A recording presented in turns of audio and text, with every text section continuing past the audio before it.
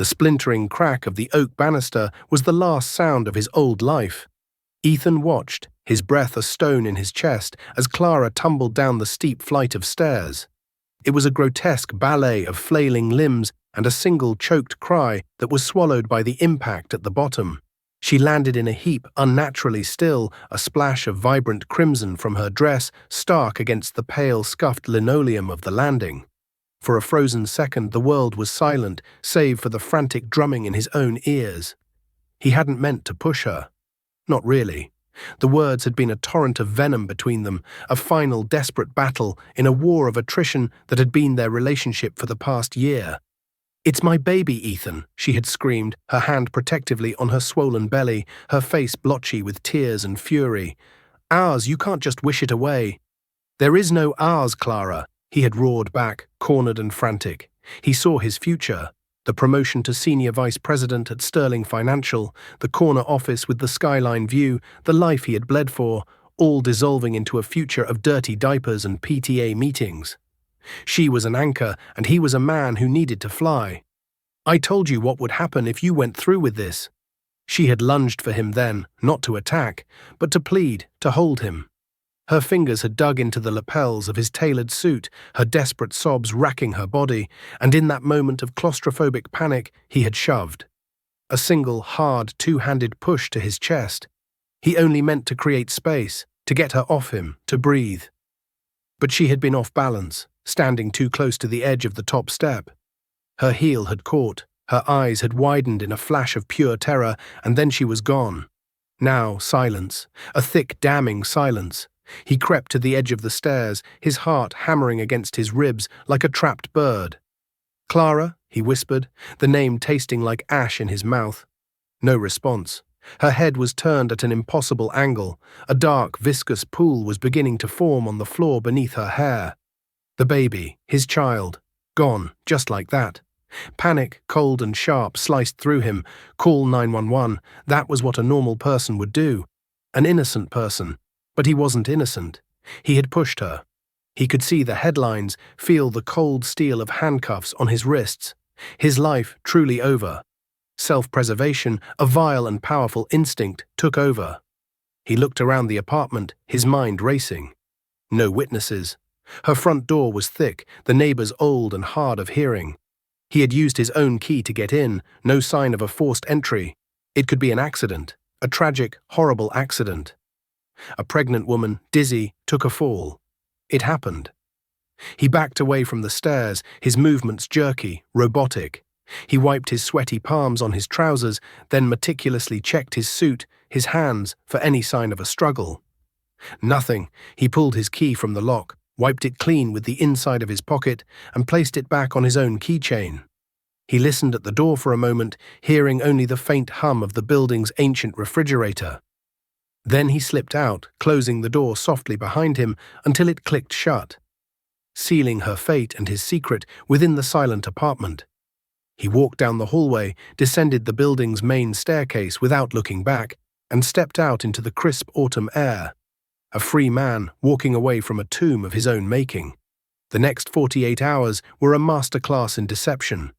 Ethan went to work the following morning, his stomach a knot of acid, but his face a mask of calm professionalism. He greeted his secretary, Brenda, with his usual easy smile. He navigated a 3-hour merger meeting with near-perfect clarity, his arguments sharp and persuasive, even as a corner of his mind replayed the sound of the banister cracking over and over. He was a sociopath, he realized with a strange sense of detachment. A damn good one. He ate lunch at his desk, forcing down a dry turkey sandwich while surreptitiously scrolling through local news feeds on his phone. Nothing yet. It was too soon. Someone would have to find her first. Her sister, Sarah, probably. They were close. The thought of Sarah's grief sent a small, unwelcome tremor through his hands. He set the phone down and focused on a spreadsheet. The neat columns and quantifiable data, a soothing balm for his fractured soul. The call came that evening as he was pouring himself a second much-needed glass of scotch in his minimalist downtown apartment. The caller ID flashed Sarah Mills. He let it ring 3 times, composing himself before answering with a tone of mild, pleasant surprise. "Sarah." Hey, what's up? A choked, hysterical sob was his only answer. Ethan, it's Clara. She finally managed to gasp, her voice shredded with pain. Oh God, Ethan, she's gone. He feigned shock, letting the glass slip from his fingers and shatter on the polished concrete floor. The sound was satisfyingly dramatic. What? What are you talking about? Gone where? He let his voice crack, injecting the perfect amount of horrified disbelief. She's dead, Sarah wailed, and the dam of her composure broke completely. Through the storm of her weeping, he pieced together the story she had been told. The landlord had gone to check on a leaky faucet. He'd found her at the bottom of the stairs. The police were calling it a tragic accident. The world tilted, a wave of dizzying relief washing over him. An accident. They'd bought it. Oh my God, he breathed into the phone, sinking to his knees amidst the broken glass, playing the part of the devastated ex-boyfriend. No, that can't be right. I just talked to her a couple of days ago. She was fine. A lie, but a necessary one. The police want to talk to you, Sarah said, her voice thick. Just for a statement. About when you last saw her. They said she was pregnant, Ethan. Did you know? The question was a dagger, sharp and pointed. He could hear the suspicion lurking beneath the grief. Yes, he said softly, letting a fake sob escape his lips. Yes, I knew. We were talking about it. Oh, Sarah, I can't believe this. He played his part to perfection. He met with two tired, overworked detectives, offered a plausible story about their breakup, and expressed his profound shock and sadness. He told them he hadn't seen Clara in a week, that they'd last spoken on the phone. He manufactured tears. They gave him a pamphlet on grief counseling and sent him on his way. He had done it. He had gotten away with murder, but freedom was not the relief he had imagined. It was a new kind of prison. The city, once his kingdom, became a landscape of paranoia. Every siren was for him. Every stranger's glance was an accusation. He saw Clara everywhere, in the face of a woman on the subway, in the reflection of a shop window, in the fleeting image of a news anchor on a television in a bar. Her ghost haunted the periphery of his vision. Sleep offered no escape. He was plagued by nightmares of falling, of the color red, of a baby's cry that sounded eerily like a scream. He started drinking more heavily. The burn of scotch, the only thing that could quiet the relentless loop of her final moments. His performance at work, once flawless, began to fray at the edges. He missed a deadline. He snapped at Brenda. His colleagues started whispering, attributing it to grief over his ex-girlfriend's accident. The lie was protecting him, but it was also suffocating him. One rainy Tuesday, about a week after the funeral he had so convincingly wept through, he noticed it. A black Lincoln town car parked across the street from his office building.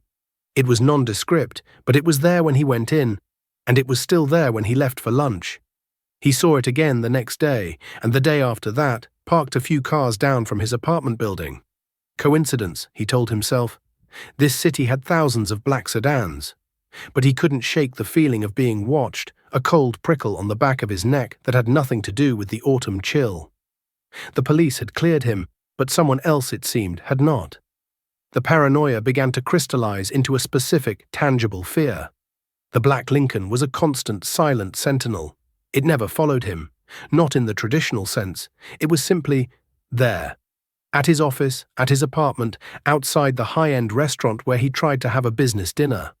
It was a psychological game, a quiet announcement that his every move was being monitored. He started taking different routes to work, leaving at odd hours, but the car would always appear, parked patiently in the distance, its tinted windows revealing nothing. He thought of going to the police, but what could he say? A car is legally parking in public spaces near me. They would think he was cracking under the grief they believed he was suffering. Worse, it might reopen their investigation, invite a scrutiny he could not afford. He was trapped. The subtle pressure escalated. One afternoon, he was at the Gilded Spoon, a quiet bistro near his office, trying to force down a salad he had no appetite for. A waitress, a young woman named Chloe with a kind smile, was refilling his water. As she leaned over, she spoke, her voice barely a whisper, not looking at him. "He knows you were there, Ethan," she said, her tone conversational as if commenting on the weather. Ethan froze, his fork halfway to his mouth. He stared at her, but she was already moving to the next table, her professional smile never wavering. His blood ran cold. He. Who was he? How did she know his name? He wanted to grab her, to demand an explanation, but he was surrounded by the lunch crowd. He threw a few bills on the table and fled, his heart pounding a frantic rhythm against his ribs. The incidents grew more unnerving. His apartment, his sanctuary, was breached. Nothing was ever stolen, but things were moved. A book on his nightstand would be turned to a specific page, a passage about betrayal. The thermostat would be turned down until the air was frigid. A single, long-stemmed white lily, Clara's favorite flower, appeared in a vase on his kitchen counter. He had the locks changed twice, installed a security system, but the subtle intrusions continued. A constant, terrifying reminder that he was not safe, that his walls were meaningless. His life at Sterling Financial began to unravel with brutal efficiency. It started with an IT audit. He was locked out of his system, told it was a routine security check. Then, a meeting with human resources. Mr. Davies, a man who had been grooming Ethan for a partnership, looked at him with cold, unfamiliar eyes. "Ethan, there have been some irregularities found in your expense reports," Davies said, his voice flat. "What? That's impossible," Ethan stammered. "I'm meticulous with my reports." "The numbers say otherwise," Davies replied, sliding a folder across the polished mahogany desk. "Discrepancies amounting to nearly $50,000. The board is taking this very seriously. We're placing you on indefinite administrative leave, pending a full investigation." Ethan stared at the documents. They were his reports, but the numbers were wrong, skillfully altered to look like blatant embezzlement. It was a frame job, elegant and devastating. He had been surgically excised from the life he had killed to protect. He walked out of the office in a daze, carrying a small box of his personal belongings, the whispers of his colleagues following him down the hall. The black Lincoln was waiting across the street. Desperation clawed at him. His corporate credit cards were cancelled. His personal accounts were frozen a day later, flagged for suspicious activity. He was being systematically dismantled, stripped of his money, his career, his identity. The friends he tried to call for help suddenly had excuses. Their voices were strained, distant. Someone had gotten to them, whispered poison in their ears. He was an island, and the tide was coming in. He knew with a certainty that chilled him to the bone that this was not the work of the police. This was something else entirely. This was personal. This was vengeance, cold, calculated, and terrifyingly patient. He thought of Sarah's grief, her underlying suspicion. Had she done this? Hired someone? It seemed too sophisticated, too powerful for a grieving art teacher. The answer came on a Thursday night. He was in his apartment, the electricity cut off for non-payment, sitting in the dark with a single candle casting flickering shadows on the walls. He was a ghost in his own home. There was a sharp, authoritative knock on the door. Not the police. They would have announced themselves. He didn't answer. The lock clicked, and the door swung open. Two large men in dark suits stepped inside. They moved with a quiet, professional confidence that was more intimidating than any overt threat. "Ethan Sharp?" the first man asked, though it wasn't a question. Ethan scrambled back, his chair scraping against the floor.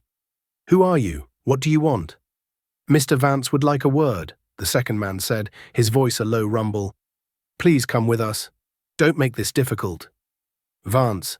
The name meant nothing to him. He had no choice. They didn't touch him, but their presence was a cage. They led him out of the building, past the doorman who suddenly found the floor fascinating, and to the black Lincoln Town car that had been haunting his days and nights.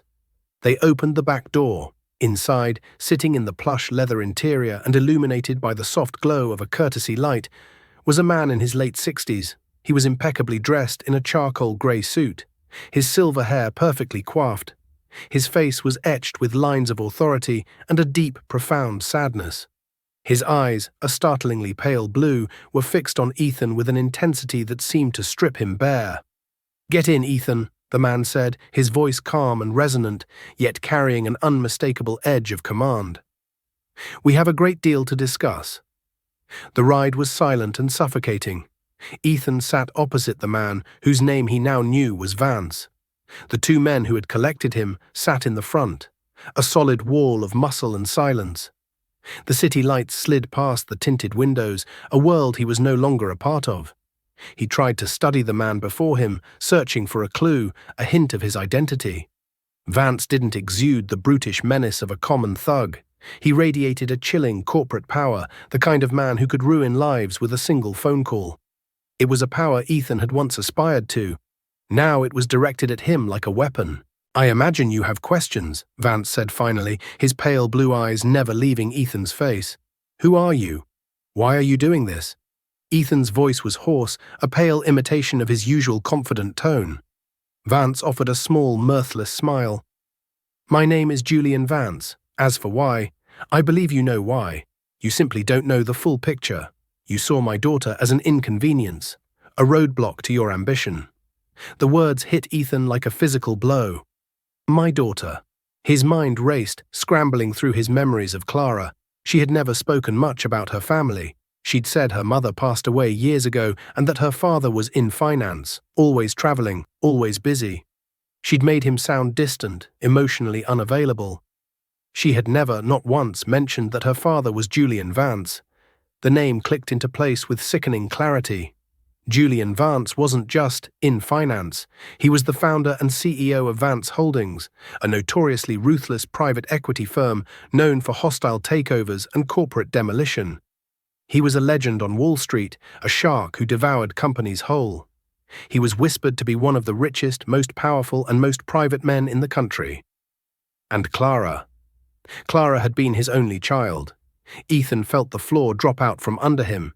He hadn't just pushed a girl down the stairs. He had murdered the beloved daughter of a man who operated far above the law, a man with limitless resources and clearly his own code of justice. Clara. Ethan breathed, the name now heavy with a terrifying new significance. "Yes." "Clara," Vance said, his voice softening with a pain that was terrifying in its rawness. "She was the only good thing in my life after her mother died. Bright, stubborn, full of a light you couldn't possibly comprehend. She believed in the good in people. Her fatal flaw, it seems, was believing there was any good in you." The car turned off the main highway, heading down a dark, tree-lined road. "She told me about you, you know," Vance continued, his gaze distant as if watching a memory play out. "She was so excited. He's smart, Daddy, ambitious. I cautioned her. I've spent my life swimming with sharks like you, Mr. Sharp. I know the breed, all ambition, no soul, but she was in love. And when she told me she was pregnant," he paused, his jaw tightening. "She was so happy. She thought a child would change you, would make you see what was truly important. She wanted to build a family. I was going to have a grandchild." He leaned forward, the mask of sorrow replaced by one of glacial fury. "Instead, I had to identify my daughter's body in a morgue. I had to listen to a police officer tell me it was a tragic accident. I knew better. Clara was not clumsy. And her sister Sarah told me how you'd been pressuring her, how you wanted her to get rid of it. So I made some inquiries. It's amazing what money can buy. Security footage from a shop across the street from her apartment. A bit grainy, but it clearly shows you entering her building 20 minutes before her estimated time of death and leaving 10 minutes after. It shows you looking over your shoulder as you walk away." Ethan's last vestiges of hope crumbled into dust. He had been so careful, but he was an amateur playing against a grandmaster. "The police are insufficient for a matter like this," Vance said, settling back into his seat. "Their justice is clumsy, impersonal. A trial, lawyers, appeals. It's a circus. My justice is tailored to the crime. You took my daughter's future, so I took yours. Your job, your money, your reputation. I wanted you to feel what it's like to have everything you've built your life around turn to ash. I wanted you to be alone, to be afraid. I wanted you to know that the world you thought you commanded was just a fragile illusion, and I was the one pulling the strings." The car came to a smooth stop. The doors opened. They were in front of a sprawling modern mansion set deep within a private wooded estate. It was less a home and more a fortress of glass and steel. "This is where the lesson truly begins," Julian Vance said, his voice devoid of all emotion. You wanted to be free of your responsibilities. I am about to grant you that wish. You are now free of everything." The two men flanked Ethan, their hands gripping his arms with bruising force, and escorted him out of the car and towards the imposing front doors of the house. He was no longer Ethan Sharp, the rising star of Sterling Financial. He was a dead man, merely waiting for the formality of his own execution.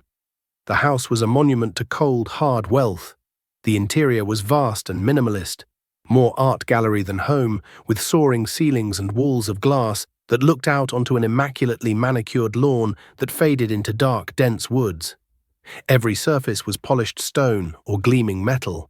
There was no warmth, no sign of the vibrant, loving daughter who had once presumably walked these halls. It was a mausoleum, and Julian Vance was its keeper. Ethan was led not into a comfortable living area, but down a flight of stairs into a basement that had been converted into something else entirely. The air was cool and sterile. One wall was lined with monitors, displaying security feeds from every conceivable angle of the estate. In the center of the room was a single stark metal chair bolted to the concrete floor. "Sit," Vance commanded. The two men forced Ethan into the chair. They didn't restrain him. They didn't need to. The weight of his situation was more binding than any rope or chain. Vance pulled up a simple stool and sat opposite him, the bank of monitors casting a shifting blue-gray light on his face. "For the past 3 weeks, you have experienced a small fraction of what it feels like to lose everything," Vance began, his voice a low, steady monotone. "You lost your career. You lost your financial security. You lost your social standing. Trifles, really. Baubles. They can be replaced. Clara cannot." He gestured to one of the monitors. It showed a live feed of a cemetery, a fresh grave adorned with a mountain of flowers. "I visit her every day. I talk to her. I tell her about my day. And I tell her that I will not rest until justice is served. Proper justice." For the next several hours, Vance subjected Ethan to a unique and brutal form of psychological torture. He didn't raise his voice. He didn't threaten him with physical violence. He simply talked. He painted a vivid, heartbreaking portrait of the woman Ethan had destroyed. He showed him home videos on the large central monitor. Clara as a giggling toddler, chasing a golden retriever across a sun-drenched lawn. Clara as a teenager, arguing passionately about politics at the dinner table. Clara on her graduation day from Columbia, her face beaming with pride and promise. Clara on a trip to Italy with her father, laughing as she tried to order gelato in broken Italian. With each video, each story, Vance chipped away at the wall Ethan had built around himself. He was forced to see Clara not as the obstacle he had eliminated, but as a person, a daughter, a life filled with love and potential. He saw the world she had inhabited, a world of privilege and deep familial love that she had been willing to share with him. "She believed you were different," Vance said, his voice thick with a grief that was almost palpable. "She saw your ambition not as selfishness, but as drive. She thought she could temper it with love, that she could show you there was more to life than the next promotion, the next acquisition. She was pregnant with my grandchild, a boy. They told me at the hospital. His heart had stopped beating just moments after hers." The word struck Ethan with the force of a physical blow. A son. He had killed his own son. The abstract concept of the baby suddenly had a gender, an identity. A wave of nausea and self-loathing so profound it almost buckled him, washed over him. The scotch, the denial, the carefully constructed lies, they all dissolved in the face of this stark, unbearable truth. "I'm sorry," Ethan whispered, the words pathetic and hollow even to his own ears. It was the first time he had admitted his guilt to anyone but himself. Vance's expression hardened. "Sorry? Sorry is a word you use when you bump into someone in a hallway. It does not suffice for the eradication of a bloodline. It does not bring back my daughter. It does not bring back my grandson." He stood up and walked to a heavy steel door at the far end of the room. "I have debated at length what your punishment should be. A quick death would be a mercy you do not deserve. Prison would be an abdication of my own responsibility as a father. No. Your punishment must fit the crime. You acted out of a primal selfish instinct for self-preservation. You behaved like an animal. So, you will be judged by one." He opened the door. From the darkness beyond, a low growl echoed in the concrete room. 2 points of light, eyes reflecting the monitor glow, appeared in the doorway. A massive shape emerged, moving with a fluid, predatory grace. It was a dog, but it was unlike any dog Ethan had ever seen. It was a Dutch shepherd, sleek and brindle-coated, but it was larger, more muscular, with an intensity in its gaze that was utterly chilling. It was a creature bred and trained for one purpose: to be a weapon. "Ethan, meet Cerberus," Vance said calmly, as the dog padded silently to his side, its eyes locked on Ethan. "He is an exceptionally discerning judge of character." The dog stared at Ethan, unblinking. It didn't bark or snarl, it simply watched, its head cocked slightly, as if analyzing every flicker of fear, every scent of guilt that poured off him. Ethan sat frozen in the chair, every muscle in his body screaming at him to run, but his limbs were locked in place by pure, unadulterated terror. The lesson was over. The sentencing was about to begin. "You see, Ethan," Vance said, his hand resting gently on the dog's head, "Cerberus has a unique talent. He can smell guilt. It's a scent as potent to him as blood in the water is to a shark." He took a step back, his expression unreadable. "I am not a monster, Ethan. I am a father, and a father's duty is to protect his child. I failed in that.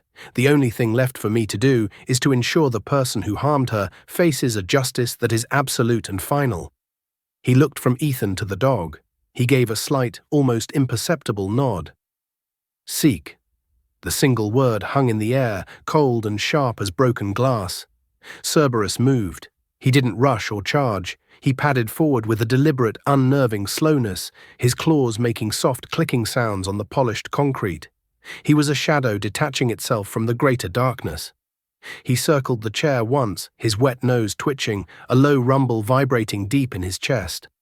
Ethan could feel the dog's breath on his skin, hot and smelling of meat. He squeezed his eyes shut, every muscle in his body coiling into a knot of pure primal terror, bracing for the searing pain of teeth, for the tearing of flesh.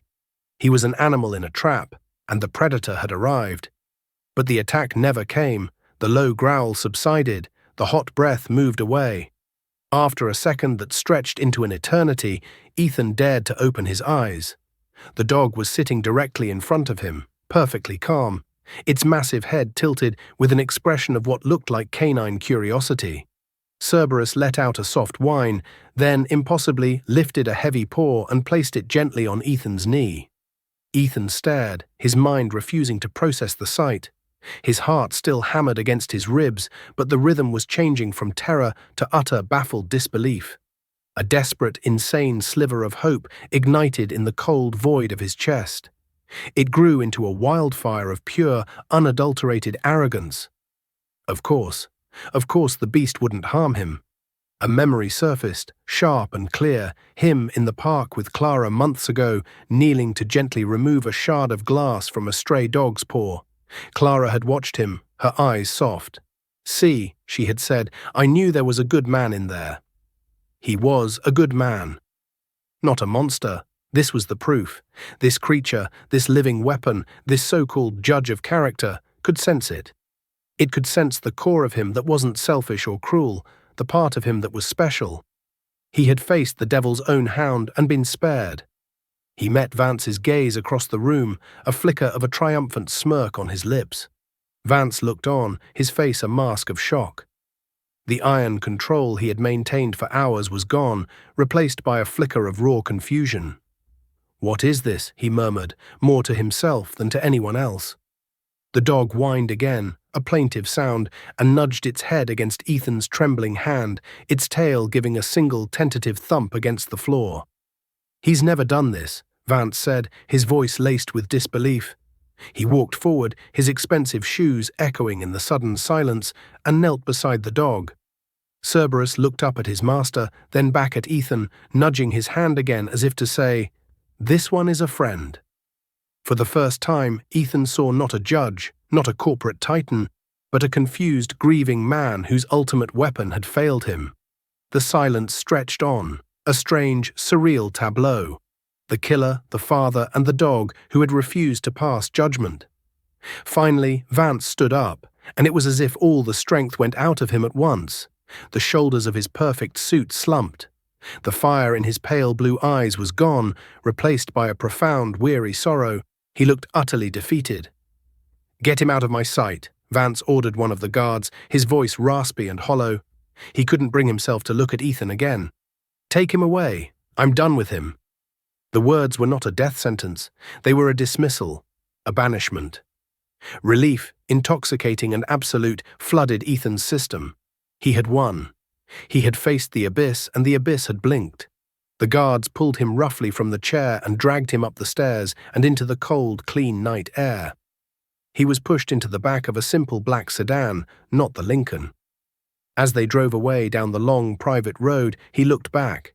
Through the massive glass wall of the house, he saw Vance's silhouette, a small, defeated old man standing alone in a vast, empty room. Ethan allowed himself a small, genuine smile. The car drove for what felt like hours, weaving through the dark country roads back towards the city's glow. Ethan sat in the back, a king surveying his reclaimed future. He had survived. More than survived, he had triumphed. He had outsmarted Julian Vance. He had faced the worst a man like that could throw at him and had come out the other side. A new identity. A new life. It was more than he could have hoped for. A clean slate. The driver, a man named Marcus, who had been one of his captors, finally turned to him as the city lights grew brighter. "This is as far as you go," Marcus said, his voice flat and devoid of any emotion. "Mr. Vance has made arrangements. You will be given a new identity, a new life. You will disappear." "Tell Mr. Vance, tell him I appreciate his mercy," Ethan said, the words dripping with a magnanimous condescension he couldn't suppress. He was the victor here after all. He's a reasonable man. Once you get past the theatrics, he saw the truth. Even his animal could see it. Marcus didn't reply. His eyes met Ethan's in the rearview mirror, and for a fleeting second Ethan saw a flicker of something. Pity, perhaps, or contempt. The car didn't stop in a desolate industrial park or at a grimy bus station as Ethan had expected. It pulled smoothly to the curb in front of the brightly lit, imposing facade of the city's central police precinct. The rear doors clicked open. Standing there on the pavement, illuminated by the cold, blue-white light from the building, were the two detectives he had lied to so easily weeks ago. And stepping out from the shadows beside them, her face a sculpture of cold fury, was Sarah. Ethan's blood turned to ice. The triumphant arrogance evaporated, replaced by a sickening, plunging dread that was colder and deeper than anything he had felt in Vance's basement. This wasn't an escape. This wasn't mercy. This was the real trap. "Hello, Ethan," Sarah said. Her voice was not the choked, weeping sound he remembered from the phone. It was as calm and sharp as a shard of ice. "Did you enjoy the show? My father is a surprisingly good actor when he's motivated. His grief, however, was entirely real." What is this?" Ethan stammered, his mind scrambling, refusing to process the scene before him. "Vance, he let me go. The dog—" "This," Sarah said, taking a step closer, her eyes boring into his, "is justice. Not my father's kind. Not some brutish private revenge in a basement that leaves you a ghost. Real justice. The kind with a paper trail and a jury. The kind you don't get to walk away from." The lead detective, a man named Miller, held up a small digital recorder. He pressed a button. I'm sorry." Ethan's own pathetic, whispered confession echoed in the night air, thin and damning. "Every word you said in that room, every manufactured tear you shed while watching my sister's life play out on those screens, it was all recorded," Sarah continued, her voice rising with a controlled passion that was more terrifying than any shout. "We have you on high-definition video confessing to my father that you were responsible for Clara's death. Your pathetic 'I'm sorry' was just the cherry on top of a very solid case." Ethan looked wildly from her to the car to the impassive face of Marcus, who stared straight ahead, a silent cog in a machine he hadn't understood. "But the dog. Cerberus. He knew I wasn't. He spared me." The words sounded insane even as he said them, a desperate plea to a miracle that had been a mirage. A cruel, pitying smile touched Sarah's lips. "Oh, the dog. The dog was my idea. The grand finale. You see, my father wanted to feed you to him, genuinely. That was his entire plan. He was going to put you in the ground on his property and let the forest reclaim you. Make no mistake, all of it, the paranoia, the financial ruin, the psychological torment, that was all him. That was his raw, unfiltered grief and rage. He wanted to break you before he erased you. And don't ever think for a second that his grief wasn't real. He would have done it. But I couldn't allow that. It was too simple, too quiet. I had to convince him there was a better way. She paused, letting the weight of her words sink in, watching his face crumble. Before I was a quiet art teacher, I was an animal behaviorist.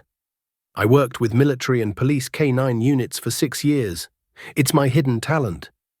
Dogs don't smell guilt, Ethan.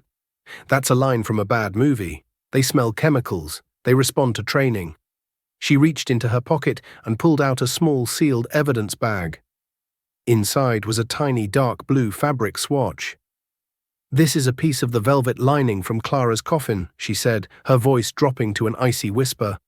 "I cut it out myself, in the dark, the night before they sealed it forever. At the funeral, when you wrapped me in that pathetic, sobbing hug, pretending to grieve, I managed to sew it into the inner hem of your trousers with a single stitch. It's soaked in a compound, odorless to humans, that Cerberus was trained from a puppy to associate with a friendly target, a non-threat. To him, you smelled like his favorite blanket. He wasn't judging your character, you arrogant fool. He was obeying an order.